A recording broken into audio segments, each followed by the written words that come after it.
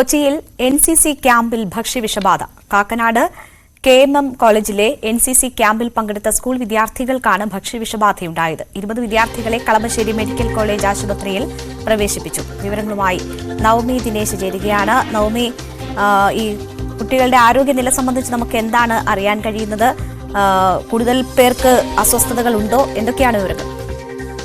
രേണുക, അല്പസമയം മുമ്പാണ് കളമശ്ശേരി മെഡിക്കൽ കോളേജിൽ 20ഓളം വിദ്യാർത്ഥികളെ പ്രവേശിപ്പിച്ചത്.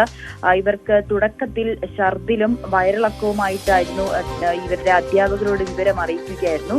പിന്നീട് ഈ വിദ്യാർത്ഥികളുടെ ഈ അസുഖം ബാധിതരായിട്ടുള്ള വിദ്യാർത്ഥികളുടെ എണ്ണം കൂടി വരുന്ന സാഹചര്യത്തിലാണ് ഇതൊരു വിഷബാധയാണോ എന്നുള്ളൊരു സംശയമുണ്ടായത്.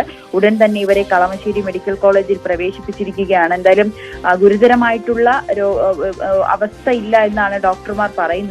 ഇവർ കാക്കനാട് KMM കോളേജിലെ NCC ക്യാമ്പിൽ പങ്കെടുക്കാനെത്തിയ വിദ്യാർത്ഥികളാണ്. ഇവിടെ കോളേജിലെ തന്നെ കിണറ്റിലെ വെള്ളത്തിൽ നിന്നും ഉണ്ടായ പ്രശ്നമാണോ ഇത്തരത്തിലൊരു അസുഖം ബാധിച്ചതെന്നൊരു സംശയം ഉയരുന്നുണ്ട്. എന്തായാലും വിദ്യാർത്ഥികൾ ഇപ്പോഴും കളമശ്ശേരി മെഡിക്കൽ കോളേജിൽ പ്രവേശിപ്പിച്ചിരിക്കുകയാണ്. അവർക്ക് അടിയന്തര ചികിത്സ നൽകുന്നതിന് വേണ്ടിയിട്ടുള്ള എല്ലാ നടപടികളും ആരംഭിച്ചു കഴിഞ്ഞു. കഴിഞ്ഞ ദിവസം ഒരു അംഗനവാടിയിലും സമാനമായ സംഭവം ഉണ്ടായിരുന്നു. അതും കുടിവെള്ളത്തിൽ നിന്നാണോ എന്ന സംശയവും ഉണ്ടായിരുന്നു.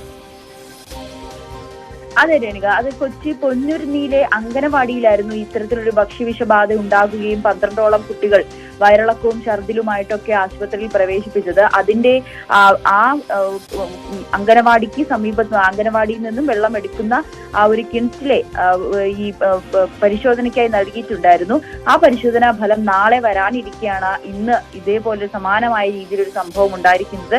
എന്തായാലും കിണറ്റിലെ വെള്ളത്തിൽ നിന്നാണോ ഈ രോഗം പിടിപെട്ടതെന്നൊരു സംശയമുണ്ട്. അതുകൊണ്ട് ആ വെള്ളം ഇനി പരിശോധിക്കേണ്ടതുണ്ട്. എന്തായാലും നാളെ ഇതുമായി ബന്ധപ്പെട്ട കൂടുതൽ പരിശോധനകളും കൂടുതൽ അന്വേഷണവും ഉണ്ടാകുമെന്നാണ് പ്രതീക്ഷിക്കുന്നത്. എന്തായാലും ഇപ്പോൾ 20ഓളം കുട്ടികളാണ് ആശുപത്രിയിൽ ചികിത്സയിലിരിക്കുന്നത്. ആർക്കും തന്നെ ഗുരുതരമായിട്ടുള്ള രോഗങ്ങൾ ഉണ്ടായിട്ടില്ല എന്നുകൂടി അറിയുന്നുണ്ട്.